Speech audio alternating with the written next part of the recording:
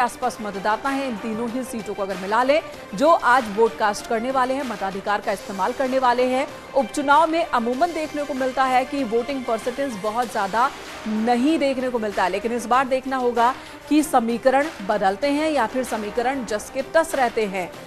मैनपुरी की तस्वीरें हम आपको दिखा रहे हैं जहां पर सुरक्षा के खास इंतजाम किए गए हैं। ये रामपुर की तस्वीर है जो इस वक्त आपकी टीवी स्क्रीन पर है, जहां पर चाक चौबंद इंतजाम के बीच अब मतदान कर्मचारियों को इंतजार है वोटर्स का, मतदाताओं का।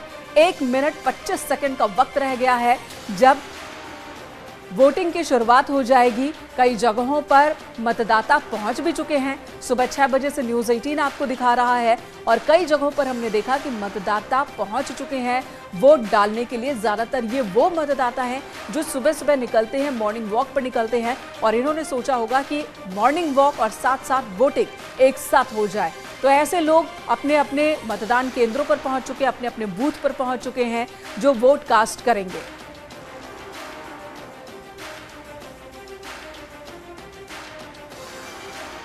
रुख कर लेते हैं रामपुर का, जहां पर अनुपम मिश्रा हमारे सहयोगी मौजूद है और अनुपम के साथ आकाश सक्सेना बीजेपी के कैंडिडेट वो भी पहुंच चुके हैं। अनुपम, खबर तो आ रही थी कि 11 बजे वोट कास्ट करेंगे, लेकिन उससे पहले पहुंच चुके हैं, बात कीजिए उनसे।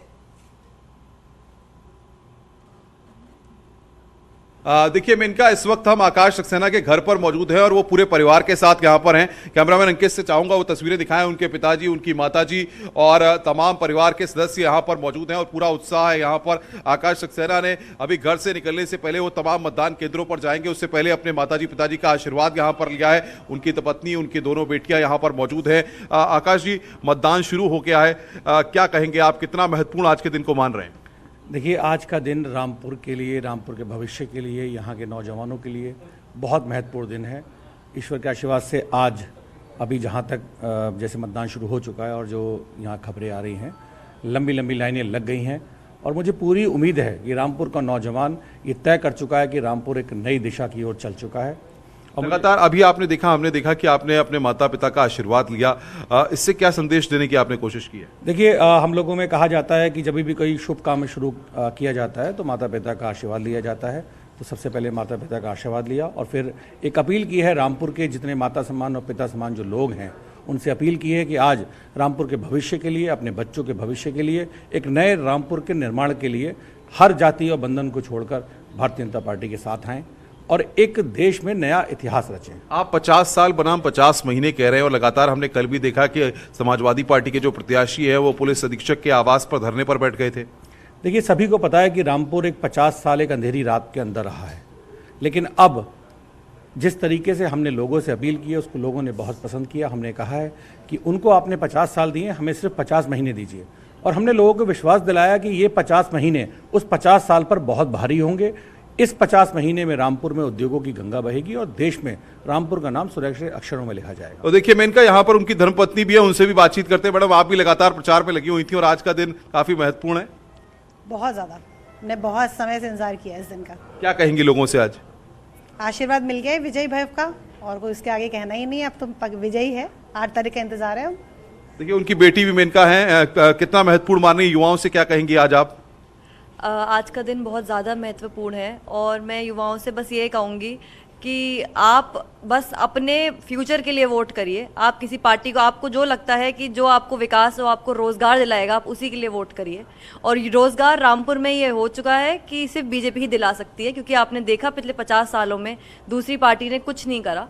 तो अब आपका सिर्फ रोज़गार का जो साधन है वो बस बीजेपी है। तो बीजेपी, हिंदू मुस्लिम की जो लोग बात करते हैं उनको क्या मैसेज देंगी? मैं हिंदू मुस्लिम जो बात करते हैं उनको बस ये मैसेज दूंगी कि जब तक हम ये हिंदू मुस्लिम की बात करेंगे तब तक हम आगे बढ़ ही नहीं सकते, क्योंकि जब आपको रोज़गार मिलता है या कोई आपको जॉब देता है, कभी हिंदू मुसलमान देख के नहीं देता।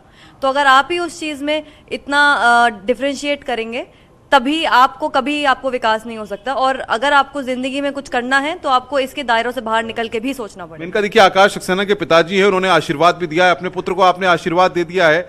क्या कहेंगे, आज कितना बड़ा दिन मान रहे हैं आप? ये हमारी ज़िंदगी का बहुत बड़ा दिन है।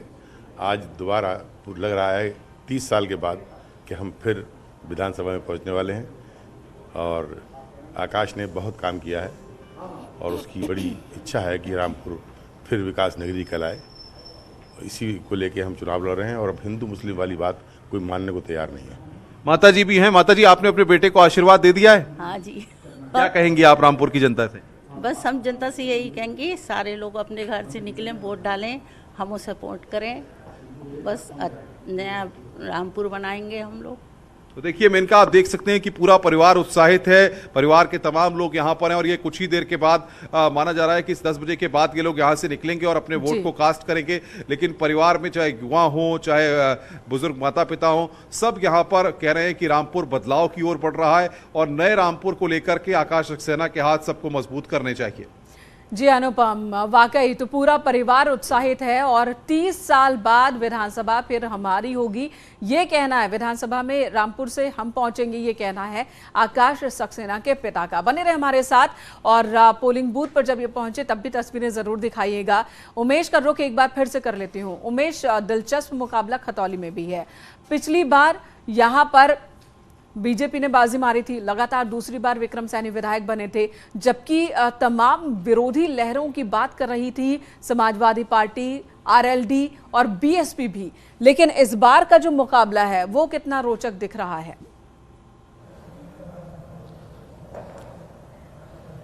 जी देखिए, मुकाबला बेहद रोचक है। 7 बज चुके हैं, मतदान की प्रक्रिया आरंभ हो गई है, मतदाता कतार में लग चुके हैं। इन तस्वीरों में आप देखिए कि किस तरह से यहाँ पर कतारबद्ध हैं मतदाता और सभी का टेम्परेचर यहाँ पर चेक किया जा रहा है और महिलाएं खासतौर पर बेहद उत्साहित हैं। देखिए कितनी महिलाएं कतार में लग चुकी हैं और लगातार अपने मताधिकार का प्रयोग करने के लिए बेहद उत्साहित हैं, वोट के सबसे बड़े अधिकार का प्रयोग करने के लिए बेहद उत्साहित हैं। हम सीधा कुछ महिलाओं से रूबरू होते हैं, उनसे बातचीत कर लेते हैं। मैडम, आप क्या कहेंगी, आज का दिन कितना शुभ है? आज सोमवार है, आप मतदान करने के लिए पहुंची हुई है, सभी को मतदान करना चाहिए और किन मुद्दों के आधार पर आप वोट डालने के लिए जा रहे हैं?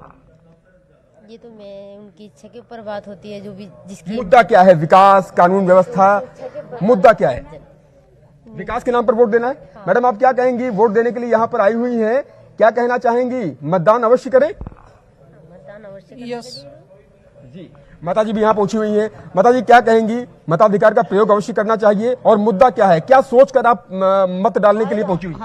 हमें तो काम ही करना है, हमें अपनी वोट लगानी है और लगा के चले जाएंगे बस। मुस्कुराते हुए वोट डालने के लिए देखिए ये महिला पहुंची हुई है और अपनी सबसे बड़ी जिम्मेदारी का निर्वहन कर रही है। और जो नारा कहा जाता है ना कि पहले मतदान फिर जलपान, उसका अक्षरशः पालन करते हुए नजर आ रही है। मैडम, आप क्या कहेंगी, आप मतदान करने के लिए पहुंची हुई हैं, आपने अपने कार्ड दिखाइए, सभी लोग अपने अपने पहचान पत्र दिखाइए। आप देखिए कि किस तरह से यहाँ पर लोग कतारबद्ध हैं और अपने अपने आई कार्ड यहाँ पर दिखा रहे हैं, यहाँ पर अपने अपने आधार कार्ड दिखा रहे हैं और आइडेंटिटी कार्ड दिखा रहे हैं और अपने मतदाता पर्ची लेकर के लोग आए हुए हैं। आज का दिन कितना शुभ है, कितना शुभ सोमवार है आज, और क्या सोच करके मताधिकार का प्रयोग करने जा रही है?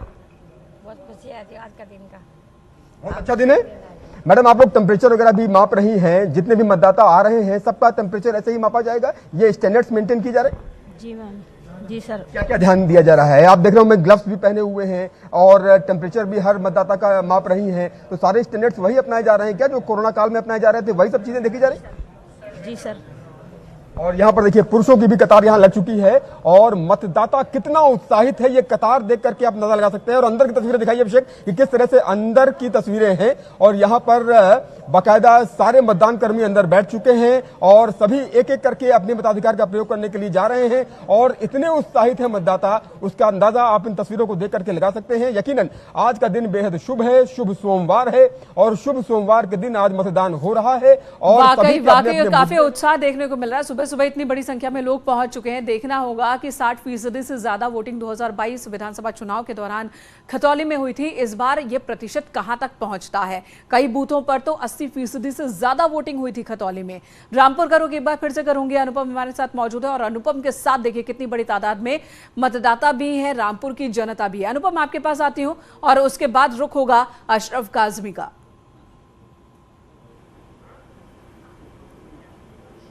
मेनका, देखिए जो मैं बात लगातार कह रहा था कि रामपुर मतदान कर रहा है और मतदान शुरू हो चुका है, लोगों में जबरदस्त उत्साह जोश है यहाँ पर। आप सब वोट डालेंगे? बताइए, आप सब वोट डालेंगे? आप सब वोट डालेंगे?